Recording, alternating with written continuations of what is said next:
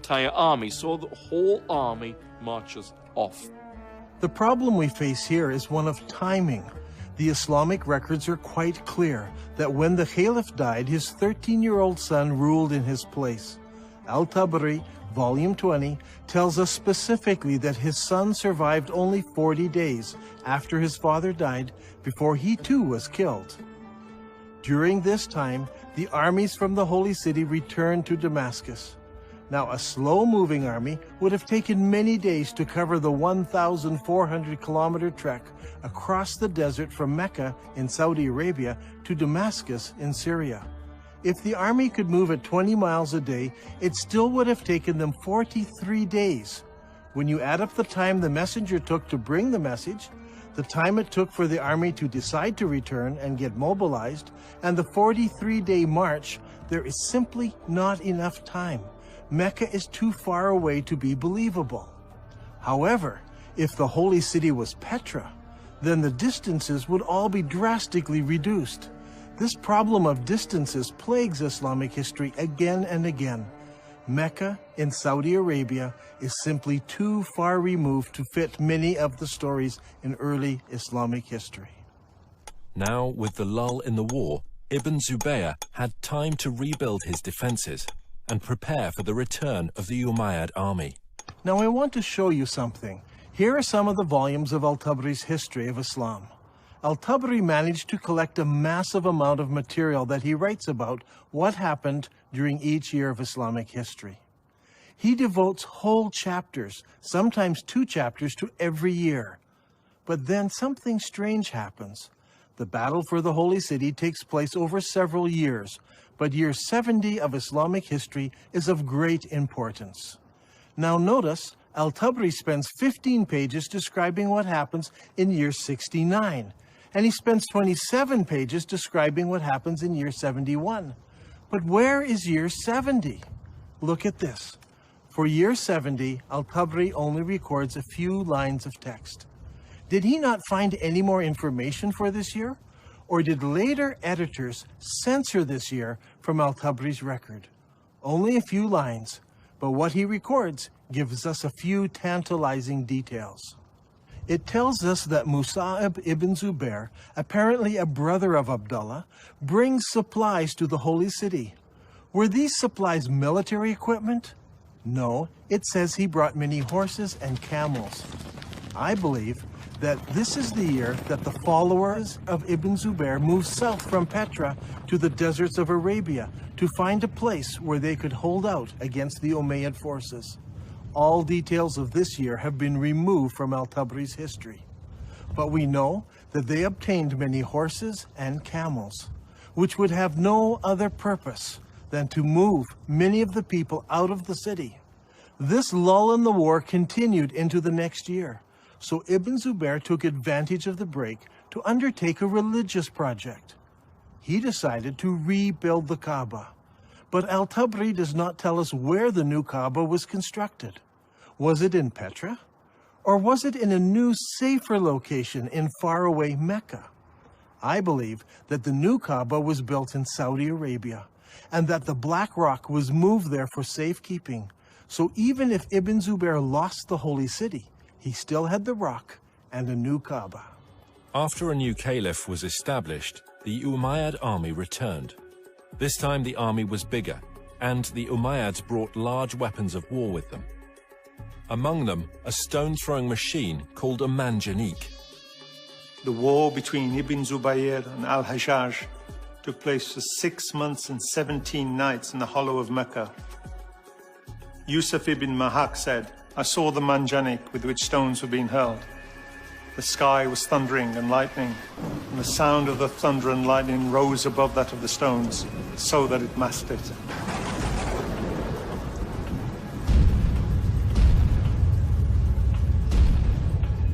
During the fighting, Ibn Zubair took refuge in a ruined building beside the Kaaba, and this began another battle, which completed the destruction of the Kaaba area of the Holy City. Eventually, Ibn Zubair lost the battle, but the cause was taken up by those in the city of Medina in Saudi Arabia and by the city of Kufa in Iraq. I believe that during this time, the Islamic world was thrown into contention. Should they pray towards Petra, or should they pray towards Mecca? The great Islamic empire had divided into two. Originally, the Umayyads ruled from Damascus, and they prayed towards Petra. But they were defeated in battle, and now the eastern part of the empire was ruled by the Abbasids, who all constructed their mosques facing towards Mecca. It was during this exact time that we see a change in mosque construction. Before this, every new mosque constructed faced Petra. But now, for the first time, some of the new mosques began to face Mecca in Saudi Arabia. But the problem still existed. What do you do with the old mosques? They were built facing Petra. It was during this time that mosques began hanging a sign on the wall to indicate the direction of prayer. It was said in the reign of Uthman that the Caliph ordered that signs be posted to the walls of the mosques in Medina. This was so that the pilgrims could easily identify the direction to which they needed to address their prayers. Now, this is a very interesting development, because up until this time, mosques were built so the faithful had only to face the Qibla wall and they faced the holy city. Why would you need to introduce a sign unless the direction of prayer had changed? Around this time, around 89 years after the founding of Islam, a niche was suddenly introduced into mosque structure to denote the direction of prayer. This niche was added to older buildings and also incorporated into newer buildings. Today, the niche is standard in every mosque, but it wasn't originally. There was no niche until the Qibla direction changed. In the Civil War, the Umayyads still prayed towards Petra, but the rebels in the Holy City in Medina and in Kufa chose to pray towards the new Qibla in Saudi Arabia. When the armies of Kufa met Ibn Zubayr, Bujair ibn Abdullah al-Musli spoke. Praise be to God who has tested us with shackles and tested you by your forgiving us. Ibn Zubayr, we are people who turn to the same Qibla as you. What a strange phrase. We are the people who turn to the same Qibla as you. Muslim historians argue that this means the same Qibla as every other Muslim. But now that we have uncovered evidence of the change of Qibla at this very time, this phrase takes on special significance. The people of Kufa join with Ibn Zubayr in accepting his Qibla. This is key to understanding much of what takes place later. Even though Ibn Zubayr is eventually killed and seems to lose the civil war, the city of Kufa plays a major role in the development of the new Abbasid dynasty, and Kufa becomes a theological center and a place for copying Qurans. In the Islamic world, things were a mess. Not only were Muslims divided politically, they were divided religiously. Obeying the wishes of Allah as revealed by the Prophet Muhammad was at the very heart of Islam. Should you obey Muhammad and the Quran and face towards the forbidden gathering place in Petra? Or should you pray towards the sacred house and the Black Rock, which is in Saudi Arabia? So far, Dan Gibson has plotted the existing mosques from the 1st century of Islam, and they all point to Petra in Jordan. So what about the mosques of the 2nd century of Islam? Do they all point to Petra as well? Here is where things start to get interesting. During my studies, I discovered that the mosques built during the 2nd century of Islam point in different directions. This is what I call the time of confusion. 102 years after the founding of Islam, the Mosque of Ummah was constructed in southern Syria, in the ancient city of Busra. As you can see, the mosque's orientation does not point towards Mecca. But clearly, it does not point to Petra either. 5 years later, the ruling Muslims built a palace in the Syrian desert known as Qasr al-Hayar al-Gharbi. This is a drawing of the floor plan of the palace and the mosque in the corner of the complex. The whole complex seems to face somewhere between Petra and Mecca. A couple of years later, Qasr al-Hayar Ishaqi Palace was built about 100 kilometers north of Palmyra. If we examine the ground plan of the palace buildings, we notice that the palace and its mosque don't seem to align to either Mecca or Petra. Once again, it points in between. Is it possible that something had happened which made the builders not want to choose either Petra or Mecca, so they pointed the Qibla between the two? We can see from the map that the Qibla points exactly between the two cities. It is not a slight error in calculation, but a deliberate avoiding of both Petra and Mecca. So, we must find an answer elsewhere to explain that change. 109 years after the founding of Islam, a mosque was built in Bangalore, Pakistan. Like all of the other mosques of the period, it had only a Qibla wall without a niche. This mosque, however, pointed towards Mecca in Saudi Arabia. Here we have the very first mosque that we can identify as pointing to Mecca.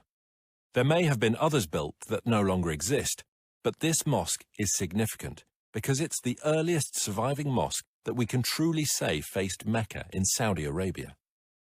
And, what is astounding, is that it was built about 100 years after the death of Muhammad.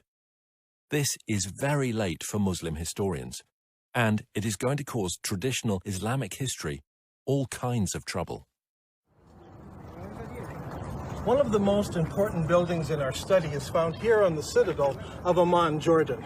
This Umayyad palace was built about 122 years after the founding of Islam. Now, if you remember, we looked at an Umayyad mosque built over here. This mosque points directly towards Petra. But when they built the palace, its Qibla direction was directly towards Mecca. So clearly, the Qibla direction changed sometime between the construction of those buildings and the construction of this palace. This will help us determine how and when the Qibla direction changed. Remember, it was during the construction of this palace that the name Mecca first appears in literature anywhere. الغريب أن مكة لم تذكر طول هالسنين هذه لا في الكتب الأدبية ولا الكتب الإسلامية، ولكن ما تم ذكرها إلا عند تغيير القبلة، وهذا شيء غريب جدا. يا ترى شنو الأسباب؟ يعني المفروض أنه يذكر حتى في الكتب الإسلامية في تاريخ الإسلام، ولكن لم يذكر هذا الشيء إلا عند تغيير القبلة. هذا شيء غريب. The next major mosque that was constructed was built 32 kilometers south of Amman, Jordan. This was known as the Mushatta Palace and Mosque, and it was built in 743 AD. As you can see, it was a very large and impressive Umayyad palace, with the mosque located in the southern part of the structure, facing Petra. Indeed, the entire complex faces Petra. What makes this interesting is that it seems that Islam is now split into several groups. There were the traditionalists, who built their mosques like this one, facing Petra. But there were reformers whose mosques face Mecca. And there were others who were not in either group, and they refused to select either of those Qiblas. During this time, a significant change took place in Islamic history. The Umayyad rulers of Islam in Damascus were defeated by the Abbasids of Kufa. In 754 AD, Al-Mansur, the new caliph, commissioned the construction of a brand new eastern capital, choosing Baghdad in Iraq as his site. The new city was built on a spectacular design. Rather than the haphazard shape common to most Middle Eastern cities, this city was built in a great circle. The designers went out to a brand new area and used ashes to draw out the city plan on the ground prior to construction. The city, which was completed in 767 AD, was 2 kilometers in diameter. As you can see on this drawing, the main mosque of the city had no niche indicating the direction of prayer. That was to come later. One wall was used as a Qibla wall, and that wall pointed directly to Mecca, as would all of the other mosques built from now on by the Abbasid rulers. If this is all true, then the Prophet Muhammad and the first 4 rightly guided caliphs in Islam, and the following Umayyad rulers who ruled Islam from Damascus, all prayed towards the city of Petra. But late in the Umayyad reign, something happened that caused the builders to change the direction of their mosques. Some pointed to Petra, some to Mecca, and some chose to be neutral and point between the two. This created a problem for the western half of Islam. The people in the west were still loyal to the earlier Umayyads. So the Islamic world is now split into two. The Abbasid rulers in Iraq control the eastern part of the empire, and the Umayyad rulers control North Africa and Spain. This is an important time in Islamic history, because the Umayyads in Spain now blossom in culture and begin to build beautiful and impressive buildings. The builders in Spain had a problem. Traditionally, Umayyads all prayed towards Petra. But, as we're going to see, something devastating happened, resulting in future mosques no longer facing that direction. Their enemies, the Abbasids, now pray towards Mecca in Saudi Arabia, so they don't want to choose that direction of prayer. So what should the Umayyads do? As I examined the mosques built by the Spanish Umayyads, I discovered a most surprising development. These builders chose neither Petra nor Mecca. Now, as we have seen, some of the builders in the Middle East chose to point their Qiblats between the two cities. But the builders in North Africa and Spain decided to do something completely different. Over the years, historians have always been puzzled by these mosques. Their Qiblats seem to point towards somewhere in South Africa, but all of the African and Spanish mosques point to slightly different places. It all seems very confusing. However, when plotted on a map, we can see that the mosques of North Africa and Spain all have Qiblats that are parallel to a line drawn between Petra and Mecca. So rather than choosing Petra or Mecca, they chose to make their Qiblats parallel to a line drawn between the two cities. كل المسلمين يعرفون بأن مكة موجودة في السعودية، وأنت في نظريتك اليوم يعني تقول لي مكة موجودة في البتراء، على أي أساس أنت جبت هذا الفكرة؟ يعني شنو الدليل؟ شنو البرهان هذا؟ يعني برهانك ودليلك على هذا الشيء؟ احنا اللي عارفين أن مكة موجودة في السعودية، فعلى أي أساس أنت جبت هذا الشيء؟ If you're still not convinced, I want to show you something else. Do you remember when we discussed the Second Islamic Civil War?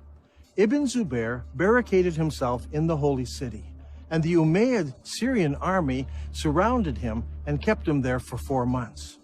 During the month of October, the Syrians brought a catapult up to the city walls, where they lobbed rocks right into the holy places of Islam. How is this possible? Normally, people live behind the city walls. A catapult would simply smash down people's houses. But in this case, it said the catapult hit the holy places of Islam right in the center of the city. How is this possible? Well, here in Petra, there is a unique feature. Petra had city walls. In the north and in the south, the city walls crossed the valley. But in the north, the city walls did not go all the way to the canyon, because there was a watercourse running along the canyon. I believe the Syrians brought their catapult up the dry river course right to the place where they could lob rocks into the very heart of the city, hitting the Kaaba and the holy places of Islam. Archaeologists from Brown University have been digging here in Petra for many years. Their project was to excavate what is known as the Great Temple area. As they uncovered the temple, Dan was amazed to find evidence that supported his theory. One of the interesting features of this building is that people built defenses here against attack. See, here in this doorway, they closed it in so they could defend themselves. This happened sometime after the earthquake of 551 AD. We can date the defenses of here by the roofing tiles that were used in the construction of these defenses. However, there are no recorded battles in Petra during this time. So we know this happened during the founding years of Islam. But this is not the only evidence we have. During the excavations, the archaeologists uncovered over 400 catapult stones. These stones are buried in about the right place at exactly the right time. This is an extremely strong indication that the battle took place here and that the first original Kaaba was close to this location. So, Islam was divided between the traditionalists and the reformers. The traditionalists prayed towards Petra in Jordan, and the reformers prayed towards Mecca in Saudi Arabia, and others deliberately choosing a middle path. How were they ever going to solve this dilemma? Petra, the city of weeping, suffered a fatal calamity. Massive earthquakes shook the Petra region, destroying buildings, temples, and houses. The damage was so bad that the city was never rebuilt again. The evidence for that first Kaaba is gone now. The catapult stones destroyed much of it. Ibn Zubayr destroyed the rest. In 713, an earthquake destroyed the dam that diverts the water around Petra. So every year, floodwaters washed away whatever evidence was left. So, with the memory of Petra fading from view, the chroniclers of Islamic history, writing some 150 years later, would never mention it by name. In time, the memories of these two locations became merged into one, that of Mecca in Saudi Arabia. From now on, all Qiblas would point here. It wasn't until modern archaeological tools, satellite photos, and the internet allowed the networking of historians, academics, and scholars around the world to start piecing together a different picture. هذا الأمر غريب، يعني أول مرة نسمع فيه، يعني شلون المسلمين تبيهم يصدقون في هذا الشيء المكتوب، يعني غريبة، ليش ما مذكور في الكتب الإسلامية ولا مذكور في كتب التاريخ؟ شلون نسوا ولا يعني يا ترى هل تناسوا ولا نسوا هذا الأمر؟ شلون ما ذكروه؟ شيء غريب. In order to understand the events that influenced the writing of Islamic history, we need to recognize several things. First, it is my belief there was a literary vacuum in the early Islamic empire, created by zealous Muslims who destroyed books and manuscripts, erased inscriptions, burned libraries, and destroyed all literature except the Quran, which was mostly bits and pieces of what people remembered of the revelations that Muhammad gave. This destruction of written material by the Islamic forces has been well documented. One piece of evidence is a letter from 640 AD from the Caliph to General Amru, the leader of the Muslim armies in Egypt, who asked the Caliph what should he do with the thousands of manuscripts he found in warehouses in Alexandria. The Caliph's answer has been recorded and known for centuries. As for the books you mention, here is my reply. If their content is in accordance with the revelations of Allah, we may do without them. For in that case, the revelations of Allah more than suffice. If, on the other hand, they contain matter not in accordance with the revelations of Allah, there can be no need to preserve them. Proceed then and destroy them. The Muslim writer Ibn al-Kifti tells us that the books were distributed to the public baths of Alexandria, where they were used to feed the stoves, which kept the baths comfortably warm. They say it took 6 months to burn all that mass of material. Eutychius, the Patriarch of Constantinople, recorded that there were 4,000 baths that received books from the Alexandrian library. This burning of books, however, did not start in Egypt, but 4 years earlier in Persia. Caliph Umar's army met with the Persian armies in the Battle of Qadisiyah in the year 636 AD. In early January 637, the Muslim advance guard reached the outskirts of Ctesiphon and laid siege to the city for 2 months. Eventually the city fell and the Muslims occupied it. During the fighting, the palaces and the library at Ctesiphon were deliberately burned. In the end, the only book that managed to survive in Arabia was the glorious Quran. When it comes to the history of the Quran, historians have struggled. It seems that most of the Quran was retained in an oral fashion rather than written form. While the Arabs were great memorizers and had the ability to retain the entirety of the Quran, the retention of materials in an oral tradition suffers from several difficulties. First, the accuracy of the memories of the individuals involved must be perfect. In the case of the Quran, arguments arose over the various verses, how they should be rendered, and if they should or should not be included in the whole. Second, the problem of transferring knowledge from the learned to the novice is often a difficult step. In the case of the Quran, most of the men who memorized the sayings of Muhammad were also warriors. As is often the case, warriors die in battle, and their knowledge of the Quran perished with them. This is amply illustrated in the Battle of Yamama, when an estimated 450 men who had memorized the Quran were killed. Hudayfa bin al-Yaman came to Uthman at the time when the people of Damascus and the people of Iraq were waging war to conquer Armenia and Azerbaijan. Hudayfa was afraid because the people of Damascus and Iraq had differences in the recitation of the Quran. So he said to Uthman, "O chief of the believers, save this nation before they differ about the revelations." So Uthman sent a message to Hafsa saying, "Send us your manuscript of the Quran so that we may compile the Quranic materials into perfect copies and return the manuscript to you." Hafsa sent it. Then a group of men sat down to create a new copy of the Quran.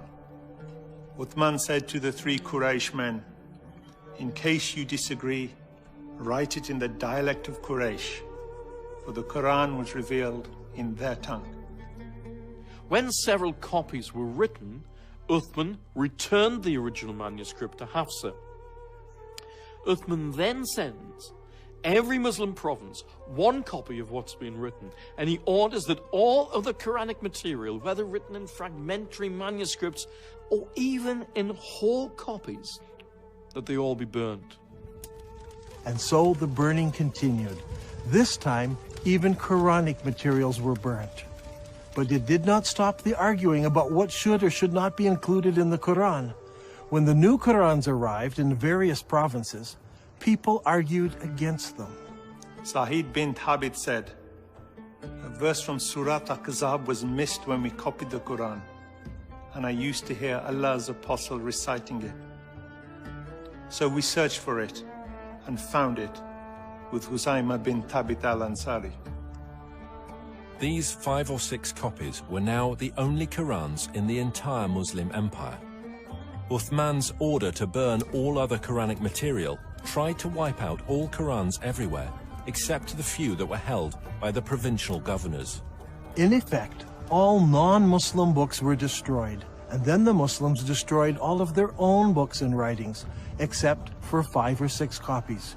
Remember, the Islamic Empire at this time stretched from the Atlantic Ocean through the Middle East all the way to Afghanistan, and only 5 or 6 copies of the Quran existed in all those millions of square kilometers.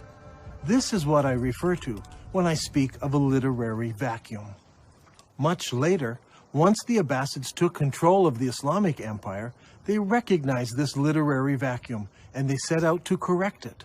The problem was, they were interested in producing an Abbasid version of Islamic history. So all of the materials produced under the Abbasid control reflected the politically correct version of Abbasid history. These histories and hadiths about the previous 250 or more years were collected, copied, and distributed. Those books that were written earlier were either destroyed or edited by later writers who thought they found errors in them. Under Abbasid rule, massive religious, scientific, and academic projects were undertaken. The Abbasid rulers encouraged scholarly development that would not only present the early years of Islam in a good light, but would also confirm their own right to ruling the empire. During this period of time, we find the great Islamic historians writing their treatise on Islamic history. And they also edit the earlier accounts. For example, we don't have Ibn Ishaq's original biography of Muhammad, as Ibn Hisham, under the Abbasids, corrected what he called grievous errors in the original account. After the editing of Ibn Hisham, the rest of the great Islamic historians began to write their histories, and they present us with an Islamic history that was tailored to suit the religious and political worldview of the Abbasids of their day. Is it possible that Muslims today are victims of an Abbasid cover-up? Did the Abbasids purposely turn Muslims away from praying towards the forbidden gathering place in Petra as the Quran commands, and make them pray towards the black rock now residing in Mecca? Are Muslims still being misled by Abbasid propaganda? I believe the stage was set when early Muslim leaders gathered together the various scraps of the Quran. The problem wasn't the collection, it was the destruction of anything that opposed their view. There is a great divide here between Western thought and Muslim thought. In Western thought, the later manuscripts are less reliable, as they are copies of copies. We need to go back to earlier source material, as it's more accurate. Muslims, on the other hand, think earlier manuscripts are less reliable, and later manuscripts replace earlier manuscripts. Even in the Quran, later revelations replace or abrogate earlier revelations. Once you allow the concept of abrogation, you open yourself up to accepting all kinds of changes. If the Abbasids tampered with history, did they go so far as tampering with the text of the Quran? For instance, how did the name Mecca get into Surah 48? Abu Bakr, the successor of Muhammad, made the first compilation of Quranic material. Uthman, who followed him, used that collection and then added to it. The historians tell us that even after Uthman had compiled his Quran, people remembered still more verses that Muhammad had revealed. Every time a new Quran came out, it was touted as the most complete Quran. The previous ones were okay, but the newer ones were more complete, with more revelations in them. Did the Abbasids bring out an even more complete Quran that contained mention of Mecca? Today we have many of the Abbasid Kufi Qurans in museums from Istanbul to Samarkand. These Qurans use the Kufic script invented in the city of Kufa. But what about earlier Qurans written in other scripts? I have searched through many of the early Quranic parchments written in pre-Kufic script. It should come as no surprise that none of the pre-Kufic material includes verses about the changing of the Qibla or the city of Mecca. Historians have challenged me that I'm trying to rewrite all of Islamic history. I assure you I'm not trying to do this. I'm only suggesting one small change. Long ago, the holy city of Islam was referred to as Becca.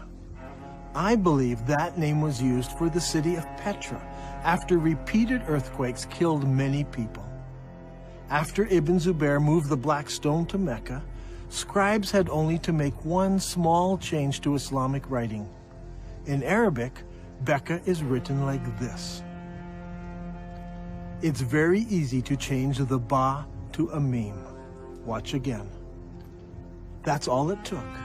It is virtually undetectable to later readers. Did the Abbasid scribes correct an earlier reference to Becca in the Quran and make it into Mecca?